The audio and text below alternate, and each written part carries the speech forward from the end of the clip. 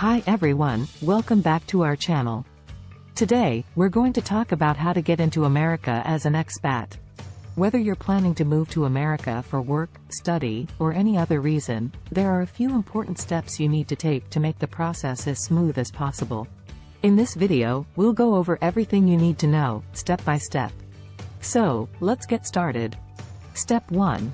Determine your eligibility. The first thing you need to do is determine your eligibility to enter the United States. Depending on your country of origin, you may be eligible for a visa waiver program or you may need to apply for a visa.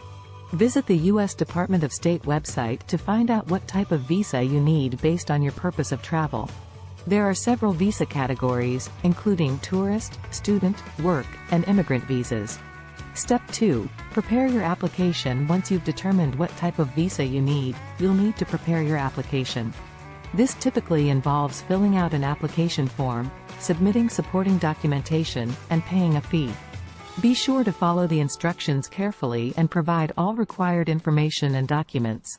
Some visas require an interview, so be prepared for that as well. Step 3. Attend your interview, if required. If your visa requires an interview, you'll need to attend it at the U.S. Embassy or consulate in your home country. Be sure to dress appropriately and arrive early. During the interview, the consular officer will ask you questions about your background, purpose of travel, and ties to your home country. Be honest and confident in your answers. Step 4. Wait for your visa. After your interview, if required, you'll need to wait for your visa to be processed.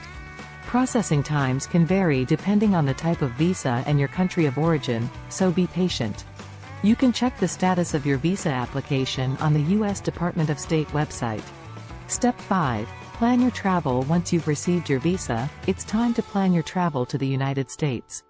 Be sure to book your flights and accommodations in advance, and make sure you have enough funds to support yourself during your stay.